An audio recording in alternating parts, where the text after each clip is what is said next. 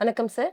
வணக்கம். பகவான் சொல்ற அந்த அதிமனத்த பத்தி நம்ம அன்னை என்ன சொல்றாங்க? இன்னைக்கு அத பத்தி விரிவா சொல்லுங்க சார்.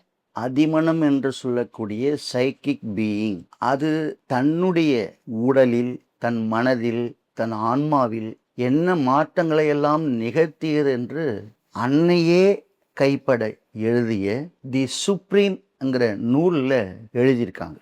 அந்த குறிப்புகளை நான் இப்போ சொல்கிறேன். பகவான் சொல்கிற அந்த அதிமனமானது எனக்குள் நுழைவதை நான் பார்க்கிறேன், அதை நான் கண்டேன், உணர்ந்தேன். என்ன ஒரு பரவசம், என்ன ஒரு பேரானந்தம். அந்த கிருஷ்ணருடைய பரவசம்னு சொல்றாங்களே, அது மாதிரி அந்த பேரானந்தத்துல திளைத்ததா சொல்றாங்க. அன்னை என்ன பண்ணாங்க அந்த நேரம்னா, அமைதியா, மிக தூய்மையா, ஆரவாரம் எதுவுமே இல்லாம அப்படியே ரசிச்சுட்டே இருந்தேங்கிறாங்க. அதிமனங்களை தொடும் பொழுது அன்னை இருந்த நிலைப்பாடு, அதிமனம் நமக்குள் நுழையும் பொழுது நமக்குள்ள ஒரு அசௌகரியங்கள், ஒரு சில துயரங்கள் இருக்கும் இல்லையா, அதெல்லாம் ஓட ஆரம்பிக்குங்கிறாங்க வெளியில. அது தன் வாழ்விலையும் அப்படி ஓடுச்சுங்கிறாங்க. அதிமனம் உள்ள வந்தா என்னாவும், நம்ம கிட்ட துயரம் இருந்தாலும் ஓடிடும். அதிமனம்ங்கிற சைக்கிக் பீயிங் எனக்குள்ளே நுழைந்ததும் பல கதவுகளை திறந்து பல பல உணர்வு அந்த தலங்களோட தொடர்பு கொள்ளணும்னு ஆசைப்பட்டிருக்காங்க. தலங்கள்னா லேயர்ஸ், நிறைய படிநிலைகள் இருக்கு. அந்த படிநிலைகள் வழியாக அவங்க உள்ளே போய் அதையெல்லாம் தொட்டு விடணும்னு ஒரு ஆசை வந்திருக்கு அவங்களுக்கு. இப்படி ஆசைப்பட்ட உடனே அன்னைக்கு என்ன நடந்ததுன்னா, எல்லையற்ற ஆனந்தத்திற்கு என் ஆன்மாவை இழுத்து சென்றது அப்படின்னு சொல்றாங்க. அந்த அதிமனம் இழுத்துக்கிட்டு போகுதான். எங்க இழுத்துட்டு போகுது? அந்த எல்லையற்ற ஆனந்தத்துக்கு இழுத்துட்டு போகுதுங்கிறாங்க. அதிமனதை பற்றிய அன்னையோட அபிப்பிராயம் பாருங்க. தன் ஆன்மாவுக்குள் நுழைந்தவுடன் அதிமனம் என்ன செய்தது அப்படிங்கிற ஒரு கேள்வி நமக்கு வரும். அதுக்கு அன்னை தன் அனுபவத்தில் என்ன சொல்றாங்க, பிரகாசமான ஒரு எளிமை, அருளை கொண்டு வரக்கூடிய ஒரு பேரொளி, ஒரு பேர் அமைதி எனக்குள்ள உண்டு பண்ணுச்சுங்கிறாங்க. இதெல்லாம் அன்னை பகவான் சந்தித்த ஆரம்ப காலத்தில் நடந்த நிகழ்வுகள். அதிமனம் என் உடம்புக்குள் ஊடுருவி செல்வதற்கு நான் அனுமதித்தேன். அது எல்லா செல்களிலுமே போய் பரவியது. இதன் விளைவு என்னாச்சுன்னா, உடம்பு லேசாயிடுச்சு. எனக்கு என்னமோ துணியை துவைச்சி தொங்க போட்டது மாதிரி ஆயிப்போச்சு. எனக்கு ஒரு புதுவிதமான அனுபவமாக தான் இருந்தது அப்படின்னு அன்னை பதிவு செய்கிறாங்க. இதெல்லாம் நமக்கும் அனுபவமா கிடைக்கும்னு சொல்றாங்க. அந்த அனுபவத்துல மீண்டும் மீண்டும் வாடணும்னு தோணுதுங்கிறாங்க.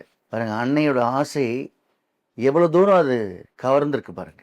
இப்போ எனக்கு சில நேரங்களில் அந்த அதிமனம் என்னை தொடுதுன்னு நான் சொல்லியிருக்கேன்.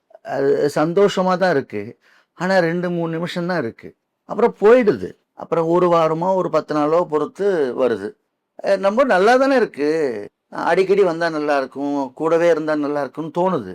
அதுக்கப்புறம் 1.5 மாசமா உட்காந்து நான் கூப்பிடுறேன் வரமாட்டேங்குது. இப்ப என்ன புரியணும்னா, அதுவா வந்தாதான். நம்ம கூப்பிட்றப்பெல்லாம் வராது. ஏன்னா அது நம்மை தொடுகிற அளவிற்கு நாம் ஆர்வமாக, தூய்மையாக, தயாராக, மிக அமைதியாக இருக்கும் பட்சத்தில் அது வரும். அதை அனுபவிக்க ஆசையா தான் இருக்கு. பகவானை பிடிச்சிக்கிட்டு போக மாட்டேங்குது. அன்னை தனக்குள்ள நுழையிறத அலோவ் பண்ணிட்டு ரசிச்சாங்கன்றாங்க. நம்மளை தொட்டா ஓடி போயிடுது, திரும்ப வானா வரமாட்டேங்குது.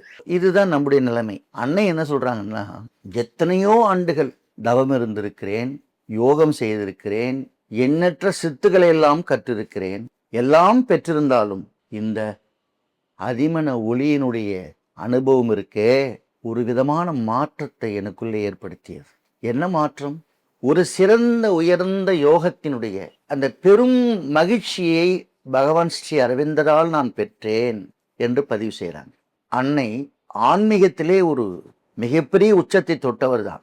பகவான் அதற்கு பிறகுதான் யோகத்துக்கு வருகிறார். ஆனால் பகவான் சொன்ன அந்த அதிமன தொடுதல் என்பது அன்னைக்கு ஆச்சரியத்தையும் ஒரு அதிசயமான அந்த நிகழ்வையும் தான் அனுபவித்ததை பதிவு செய்வது எதற்காக என்றால், நமக்கும் பகவான் வைத்து கொண்டிருக்கிறார் கொடுப்பதற்கு.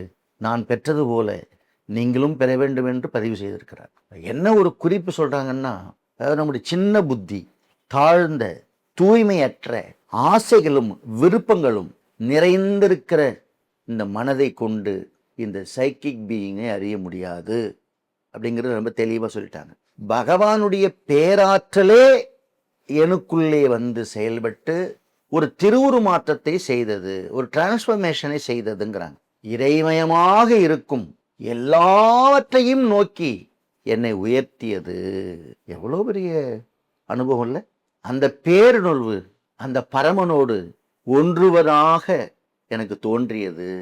அப்பொழுது இந்த உடம்பு ஒரு விரிவடைந்தது போன்ற ஒரு நிலைமையை நான் உணர்ந்தேன்.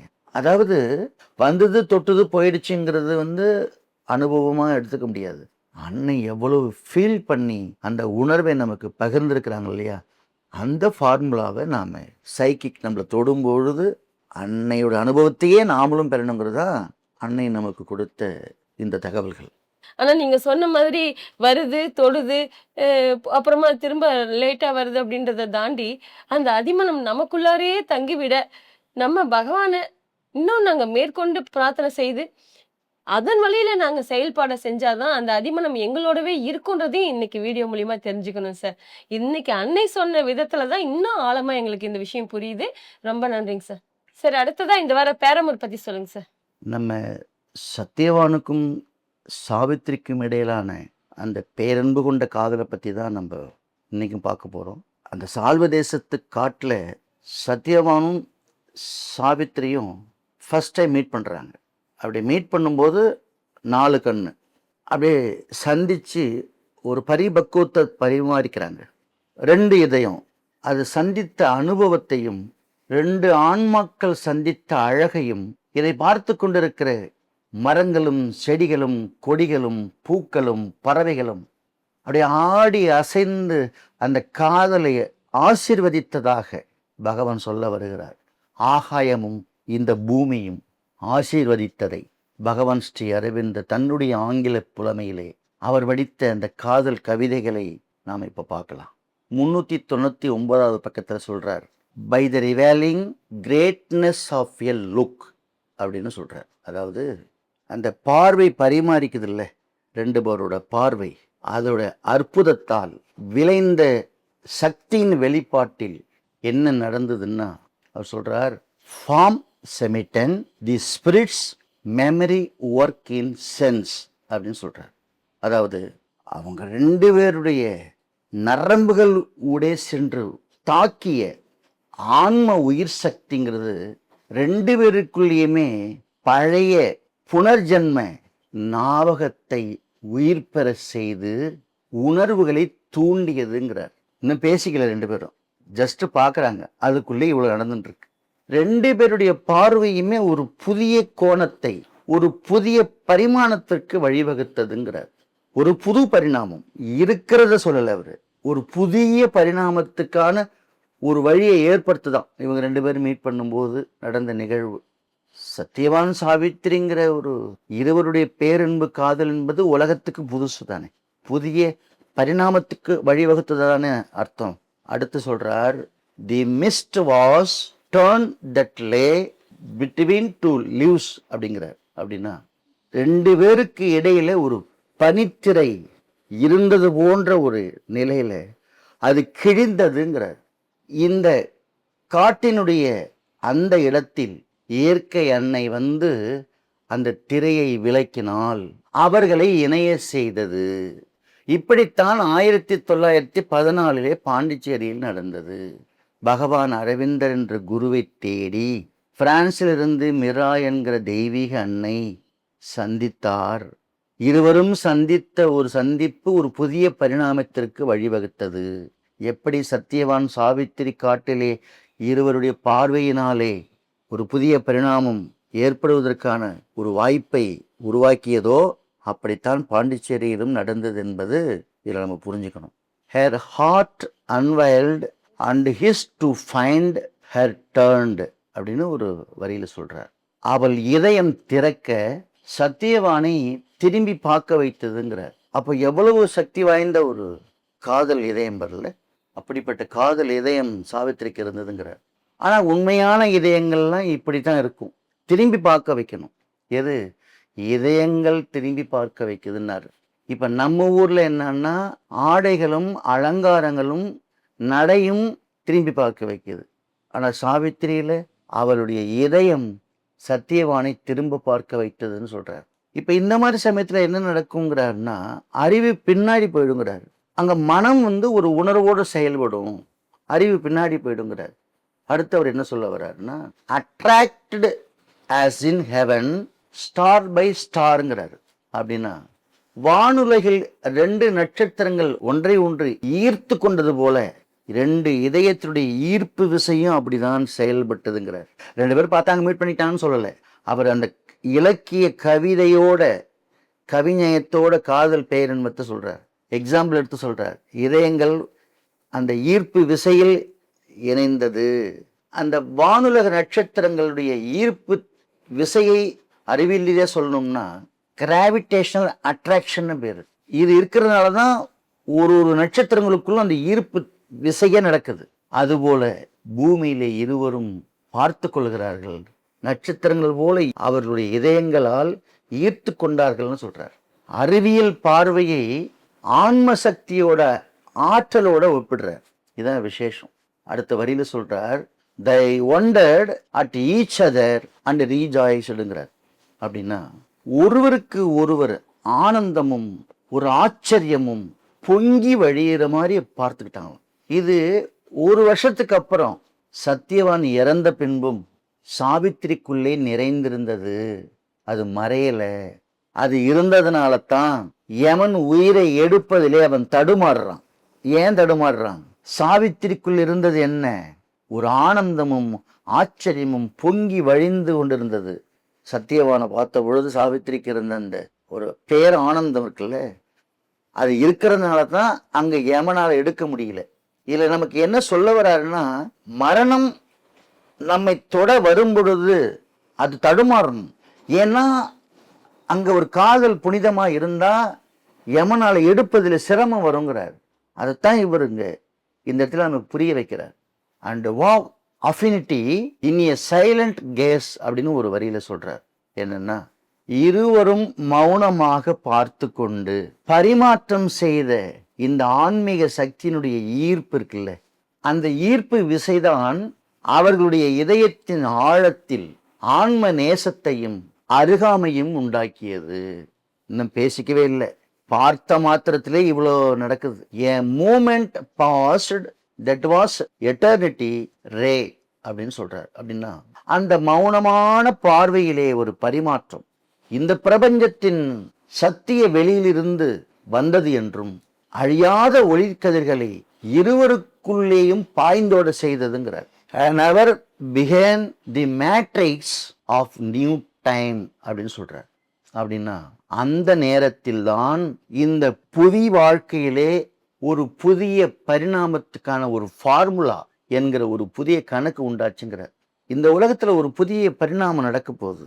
அதுக்கு முன்னோட்டமான முதல் வேலை சத்தியவானும் சாவித்திரியும் சந்தித்த பொழுது உருவானதுங்கிறார். இன்னும் பேசிக்கல.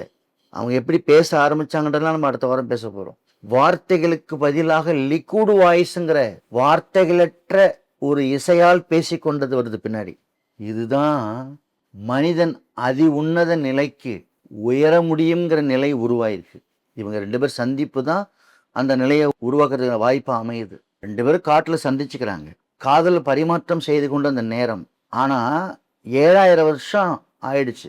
இன்னும் அந்த ஒரு புதிய பரிணாமத்துக்குரிய மனித இனம் இன்னும் உருவாகல. 7000 வருஷம் ஆயிடுச்சு. அப்ப அதுக்கான ஃபார்முலா இன்னும் உருவாகலையா அப்படின்னு கேட்டா உருவாகலன்னு தான் சொல்ல முடியும். ஆனால் பேராமூர் பேரன்பு சத்தியவான் சாவித்திரி போல பார்த்த மாத்திரத்திலே அந்த ஈர்ப்பு விசையால் பிணைக்கப்படுவதற்கு முன் இவ்வளவு மாற்றங்கள் நடக்குதுன்னு பகவான் சொல்றாருன்னா, அப்படிப்பட்ட ஒரு புனிதமான காதல் இன்னும் இந்த உலகத்துல தோன்றாததுனால, அந்த அதிமன காதல் போன்ற அந்த அதிமன உணர்வு கொண்ட காதல் இன்னும் பிறக்காததால இன்னும் அந்த அதிமனிதன் இங்கு தோன்றாம இருக்கிறான். பகவான் சொல்லக்கூடிய அந்த அதி உன்னத மனிதன் தோன்றுவதற்கான காலம் வெகு தூரத்தில் இல்லை. நாம் எல்லாம் இதற்கான முயற்சியை முன்னெடுத்தால், நம்முடைய அன்பு பரிசுத்தமான உண்மையான காதலாக இருந்தால், சத்தியவான் சாவித்திரி போல அந்த தெய்வீக பேரன்பு கொண்டு அதுபோன்ற சந்திப்புகளை நாம் நிகழ்த்தும் மனோபாவத்தில் இருந்தால் ஒரு புதிய பரிணாம அந்த அதிமனிதன் தோன்றுவாங்கிறத நாம நிச்சயமா நம்பலாம். சத்தியவானும் சாவித்திரியும் சந்தித்த பிறகு அவர்களுக்குள் நடந்த அந்த பேரன்பு கொண்ட காதலை நாம் வரும் வீடியோவில் பார்க்கலாம். நம்ம சத்யவான் சாவித்திரி காதலை மிஞ்சிக்க கண்டிப்பா யாராலையுமே வர முடியாதுங்க சார். காதலுக்கு அவ்வளவு ஒரு சக்தி. அந்த இருவருடைய காதலுடைய வெளிப்பாட பகவான் எழுதின விதம் வந்து அவர் காதல் செஞ்சதில்லைன்னு ஏற்கனவே ஒரு பதிவுல குறிப்பிட்டு இருக்கிறீங்க. ஆனா இதை விட ஒரு ரசனையோட அந்த காதலுக்கு இருக்கக்கூடிய ஆழமான சக்தியை விவரிக்கிறதுக்கு வேற யாராலையும் முடியாதுங்க சார். நம்ம பகவானால மட்டும்தான் முடியும். அதுவும் இன்னும் பேசிக்காமயே இவ்வளவு உரையாடல் நடந்திருக்கு. இன்னும் பேசிக்கினா அப்பப்பா சொல்லவே முடியாது போல இருக்குது. அதனால அடுத்த வாரம் சொல்றேன். நீங்க ரொம்ப நன்றிங்க சார். அடுத்ததா இந்த வார சிந்தனைகளை பத்தி சொல்லுங்க சார். வாழ்க்கையில உயர நினைக்கிறான்னு வச்சுக்கோங்களேன், அவன் தன்னை பற்றி பின்னாடி புறம் பேசுவதை கண்டுக்கவே மாட்டான். அதுவும் நமக்கு வேண்டியவங்க கிட்ட போய் சொல்லுவான். என்ன சொல்லுவான்? இல்லாத பொருளாதான் சொல்லுவான், தப்பு தப்பா சொல்லுவான். நமக்கு கோபம் வர்ற மாதிரி இருக்கும். கோபமே படாம மேல மேல போறதுலே தான் அவன் கவனமா இருப்பான். அப்படிதான் இருக்கணும். எவ்வளவு புறம் பேசினாலும் கண்டுக்கப்படாது. ஏன்னா நீ மேல மேல வரணும் இல்லையா? அதனால தனிப்பட்ட முறையில் நான் நிறைய தோல்வியில சந்திச்சிருக்கேன். இந்த நிமிடம் வரை மன்னிக்க முடியாத துரோகங்களை எல்லாம் நான் சந்திச்சிருக்கேன். ஆனால் அவையெல்லாம் என்னை ஜெயிக்க விட்டதில்லை. ஏன் ஜெயிக்க விட்டதில்லைன்னா, எனக்குள்ளே ஒரு பீஸ், ஒரு அமைதி இருக்கு இல்லையா? அந்த ஆன்ம ஜோதி எரியுது இல்லை, அதை அணைச்சிடாம, நமக்குள்ள இருக்கிற அந்த அமைதியை குலைச்சிடாம ரொம்பவும் கவனமா இருக்கணும்னு அன்னை சொல்லியிருக்காங்க. அதனால என்ன நடந்தாலும் அதை பெரிதாக எடுத்துக்கொள்ளாமல், அந்த உள்ளூர் இருக்கிற அமைதியை குலைத்து கொள்ளாமல் பயணிக்கணும்னு அன்னை சொன்னதை இப்பொழுதும் நான் பின்பற்றுறேன். இதை ஏன் சொல்றேன்னா, இதுதான் வாழ்க்கையில் ரொம்ப முக்கியமான ஒரு பாலிசியாகவே நம்ம வச்சுக்கணும். இப்போ கோயிலில் பார்த்தீங்கன்னா ஆலய மணிங்கிறது இப்படி தொங்கிட்டு இருக்கும், தலைகை தான் தொங்கிட்டு இருக்கு. ஆனால் அதில் மணி அடிக்கும்போது என்ன ஆகுதுன்னா எவ்வளோ தூரத்துக்கு கேட்குது. அந்த ஆலய மணி மாதிரி இருக்கணும். எப்படி? அடக்கமாக இருக்கிறது. ஆனால் அதனுடைய ஓசை பல கிலோமீட்டர் கேட்குது. எவ்வளவு உயர்ந்தவனாக இருந்தாலும் அந்த அடக்கத்தையும் பணிவையும் கைவிடக்கூடாதுங்கிறது இதில் செய்தி. மெதுவாக நடக்கலாம், தப்பில்லை, ஆனால் பின்வாங்கக்கூடாது. நம்ம கோயில் திருப்பணியில் கூட பார்த்தீங்கன்னா சில நேரங்களில் ஸ்லோவாக இருக்கிற மாதிரி இருக்கும். ஆனால் அதுக்காக நாங்கள் பின்வாங்கிறதுங்கிறது சாத்தியமே இல்லை. முன்னெடுத்த விஷயங்களை முடித்து விட்டு தான் மறுவேலை. அன்னை முறைகளை ஃபாலோ பண்ணும்போது பின்னோக்கிங்கிறது வாய்ப்பே கிடையாது. அதனால மெதுவாக நடந்தாலும் பின்வாங்கிடாமல் நடக்கணும், அதுதான் முக்கியம். இந்த மனித உடல் என்பது ஏதோ ஒரு மாமிச கட்டமைப்புன்னு நினைக்கிறாங்க. அப்படி கிடையாது. அது ஒரு சுருக்கப்பட்ட பிரபஞ்சம். இந்த அண்டம் இருக்கு, இந்த பிரம்மாண்ட பிரபஞ்சம், அதை அப்படியே சுருக்கி நம்மளை ஒரு உருவமா வச்சிருக்கு. இது வெறும் மாமிச பிண்டம் இல்லை, அந்த அண்டம் எல்லாம் இதுக்குள்ளே அடங்கி இருக்கிறது. இது சென்னையில் இருக்கிற கோட்டூர்புரத்தில் பிர்லா கோளரங்கம் இருக்கு, எல்லாருக்கும் தெரியும். போன வாரம் கூட நான் அந்த வீடியோ போய் பார்த்தேன். இந்த ஸ்பேஸ்ல இருக்கிற அண்ட சராசரமான அனைத்து கோள்களும் எப்படி இயங்கி கொண்டிருக்கிறது, ஒவ்வொரு கோள்களுக்குள்ளும் என்ன இருக்கிறது என்பதை ஆராய்ச்சி பூர்வமாக அங்கே ஆதாரபூர்வமாக நமக்கு கண்ணில் காட்டும்போது இந்த அண்டமா நமக்குள்ள இருக்கு, அதையா நம்ம உள்ளடக்கி இருக்கணும்னு அப்பதான் புரியும். அதனால நீங்கள்லாம் போய் அந்த பிர்லா கோளரத்துல போய் பார்க்கணும். ஒரு அரை மணி நேரம் தான். பிரம்மாண்டமான அந்த பிரபஞ்சத்தை கண்ணு முன்னாடி காமிக்கிறாங்க. அபாண்டமா நம்ம பத்தி ஒருத்தவங்க பேசுறாங்கன்னா, பொய்யா சொல்லி நம்ப வைக்கிற மாதிரி பேசுறாங்கன்னா உடனே பொங்கிடக்கூடாது. என்ன பண்ணணும்னா, நம்ம முன்னாடி பேச தைரியம் இல்லை இல்லையா, பின்னாடி தானே பேசுறாங்க. அப்போ நம்ம கண்டா ஒரு பயம் இருக்குல்ல, அந்த பயம் இருக்கணும். ஏன்னா பொய் தானே பேசுறாங்க. அப்போ பொய் பேசுறவருக்கு முன்னாடி வந்து பேசுகிற தைரியம் இல்லை, அப்போ பின்னாடி தான் பேசுவாங்க. ஆனால் அதுக்காக நம்ம பதட்டம் அடையக்கூடாது. நம்ம பகவானும் அன்னையும் கற்றுக் கொடுத்த பாதையில நமக்கு பிரதானமான விஷயம் என்னன்னா, எதற்காகவும் பதட்டப்படக்கூடாது, கோபப்பட்டுடக்கூடாது, உணர்ச்சி வசப்பட்டுடக்கூடாது. என்ன வருதோ அப்படியே மதத்தை கொடுத்துட்டு நம்ம வேலையை இயல்பா எப்போதும் போல பண்ணிட்டே இருக்க வேண்டியதுதான். அந்த பொறுமையும் அமைதியும் நமக்கு வந்துட்டா எல்லா நாளும் நல்ல நாள் தான். எல்லா விஷயமும் இன்னைக்கு சிந்திக்கக்கூடிய விஷயமா தான் எங்களுக்கு கொடுத்தீங்க. ரொம்ப நன்றிங்க சார். சார், அடுத்ததா நம்ம அன்னையே ஒரு மகாலட்சுமி, அவகிட்ட இருந்து அதிர்ஷ்டத்தை பெறணும் அப்படின்னா என்ன விதமான வழிமுறைகளை நாங்க பின்பற்றணும் அப்படின்றத பத்தி சொல்லுங்க சார். நம்ம அன்னைக்கிட்ட கேட்கறதுக்கு முன்னாடி நமக்கு என்னவெல்லாம் வேணுங்கிறத ஒரு பேப்பர்ல எழுதிக்கணும். அந்த பேப்பரை காலையில 4 to 6 மணிக்கு பிரம்ம முகூர்த்தத்துல அதை படிக்கணும், ஒரு நாள் விடாம. சரி, எழுதியதை படிக்கிறோம், என்ன எழுதியிருக்கணும்னா, நாம் எதையெல்லாம் கேட்டோமோ அதையெல்லாம் அன்னை கொடுத்து விட்டது போன்ற ஒரு விஷுவலைசேஷனோட அதை நீங்கள் அதை படிக்கணும். நன்றி சொல்லி படிக்கணும். இதையெல்லாம் கொடுத்தாயே அன்னையே உனக்கு நன்றி என்று உங்களுடைய பிரார்த்தனை எல்லாத்துக்கும் நன்றிங்கிற மாதிரியே சொல்லி முடிக்கணும். பிரம்ம முகூர்த்தத்தை படிக்கணும். நம்ம ஒரு கார் வாங்கணும்னு நினைக்கிறோம்னா கார் வாங்கிட்டதா நினச்சிட்டு அந்த காரில் போகிற மாதிரி ஒரு விஷுவல் பண்ணணும், அதை என்ஜாய் பண்ணணும். நீங்கள் அதுவாக மாறும் பொழுது தான் உங்களுடைய நம்பிக்கை அதிகமாக இருக்குன்னு அர்த்தம். அப்போ அது அன்னை அதை சேங்ஷன் பண்ணுறாங்கன்னு நீங்கள் அனுபவத்தில் புரிஞ்சுக்கலாம். ஒன்று கேட்டுட்டு அதுக்கப்புறம் மறந்துடுறது, இல்லைன்னா காணாமல் போய்டுறது. அப்படி இருக்கக்கூடாது. கேட்டதை தொடர்ந்து பிரேக் இல்லாமல் அந்த திங்கிங் நமக்கு இருக்கணும். கேட்டதுக்கு எதிரான ஒரு நெகட்டிவ் தாட்டு வரக்கூடாது, அவநம்பிக்கை வரக்கூடாது. ஒரு 15 ஆண்டுகளுக்கு முன்பு சில விஷயங்களை வரிசைப்படுத்தி எழுதி லேமினேஷன் பண்ணிட்டேன், மாற்றிக்கிட்டு இருக்கக்கூடாதுன்னு. அன்றையிலிருந்து படிக்கிற விஷயங்கள் எல்லாம் ஒவ்வொன்றாக நடந்து கொண்டே இருக்கிறது. இன்னும் நடக்க வேண்டியதும் நடந்துவிடும். ஏன்னா அதில் உள்ள பிரார்த்தனை முறைகள் அன்னைக்கு நன்றி சொல்லும் விதமாக இருப்பதால், பல வருடங்களாக தொடர்ந்து சொல்வதால் அது நடந்து கொண்டே இருக்கிறது. இந்த அதிர்ஷ்டத்தை பெறுகிற முறையை ஜூன் மாதம் 7ஆம் தேதி மேற்கு மாம்பலத்தில் 12 மணிக்கு ஆரம்பிக்கிறது. 4 மணிக்குள்ள இந்த பணம் சம்பந்தமான, செல்வ வளம் சம்பந்தமான, கடன் பிரச்சனைக்கு தீர்வாக, பணம் இருந்தும் நிம்மதி இல்லாததுக்கான காரணங்கள் எல்லாம் ஒரு வகுப்பாக நம்ம சொல்லி கொடுக்குறோம். இது அன்னையிடமிருந்து அதிர்ஷ்டத்தை பெறுவதற்கான அத்தனை வழிமுறைகளும் சொல்லித்தரோம். அதில் சிலது தான் இப்போ நான் உங்ககிட்ட சொல்லிட்டு இருக்கேன். நம்ம கூட இருக்கிறவங்க பாசிட்டிவாக இருந்தால் தான் நம்முடைய பிரார்த்தனைகள் நடக்கும். நெகட்டிவான ஆட்கள் நம்ம கூட இருந்தாங்கன்னா நமக்கு அந்த நெகட்டிவ் அந்த வைப்ரேஷன் இருக்கும். அது மகாலட்சுமி கிட்டேருந்து நம்ம எதையுமே ரிசீவ் பண்ண முடியாமல் போயிடும். அதனால் நம்ம கூட இருக்கிறவங்களும் நல்ல மனிதர்களாக இருக்கிற மாதிரி பார்த்துக்கணும். நம்மக்கிட்ட ஒரு எனர்ஜி எப்போதும் இருக்கணும். ரொம்ப டல் அடிச்சுட்டு முகத்தில் என்ன விளைஞ்சிருந்ததுன்னா அந்த பர்சனாலிட்டிக்கு அன்னையிடமிருந்து அதிர்ஷ்டம் பெற முடியாமல் தடுத்துரும். அப்போ ஒரு எனர்ஜியாக இருக்கணும். ரெண்டாவது, ஒரு எண்ணங்களை தீட்டிட்டா மட்டும் போதாது, அதுக்கான ஒரு ஆக்ஷனும் இருக்கணும். அந்த ஆக்ஷன் முடிஞ்ச உடனே அமைதியாக இருக்கணும். நான் இதெல்லாம் ஆசைப்பட்டிருக்கேன், எனக்கு இதெல்லாம் வேணும், இதெல்லாம் நடக்க போகுது, இதெல்லாம் நடந்துருச்சு அப்படின்னு ஒரு ஆர்ப்பாட்டம் பண்ணக்கூடாது. அந்த இடத்துல அமைதி இருக்கணுங்கிறாங்க. ஒரு பிரார்த்தனையாக அன்னைக்கிட்ட நீங்கள் அதிர்ஷ்டம் கேட்குறீங்கன்னா அதோடு நிற்கக்கூடாது. அதற்குரிய வேலைகளை தேர்ந்தெடுத்து அந்த வேலைகளை மட்டும் செய்பவராக இருந்தால் அன்னை தருகிற அதிர்ஷ்டம் விரைவாக வந்து சேரும். நாம் அன்னைக்கிட்ட எதை கேட்குறோமோ அதை அப்பப்போ மாற்றிட்டு இருக்கக்கூடாது. மாம்பழத்தில் ஒரு வீடு வேணும்னா மாம்பழத்தில் வீடு வேணும்னு கேட்கலாம். ஒரு 2 வாரம் பொறுத்து டி நகரில் வேணும்னு கேட்கக்கூடாது. அப்புறம் 1 மாதம் பொறுத்து மகேந்திரா சிட்டியில் கிடைச்சா நல்லா இருக்கும்னு கேட்கக்கூடாது. அதாவது டைனமோ இப்படி மாற்றிக்கிட்டே இருந்தீங்கன்னா நீங்கள் ஸ்டடியாக இல்லைன்னா அன்னைக்கிட்ட இருந்து அதிர்ஷ்டம் பெற வாய்ப்பு இல்லாமல் போயிடும். கேட்பது எதுவோ அதை எழுதி அதையே நீ தொடர்ந்து பிரம்ம முகூர்த்தத்தில் படிக்கும் பொழுது நடந்துக்கிட்டே இருக்கும். உங்கள் பிரார்த்தனை எல்லாம் கைகூடி வரும். நேரம் விரயம் செய்யக்கூடாது. முக்கியமாக அன்னையிடமிருந்து அதிர்ஷ்டம் வேணும்னா நேரம் விரயங்கிறது அதிர்ஷ்டத்துக்கு எதிரானது.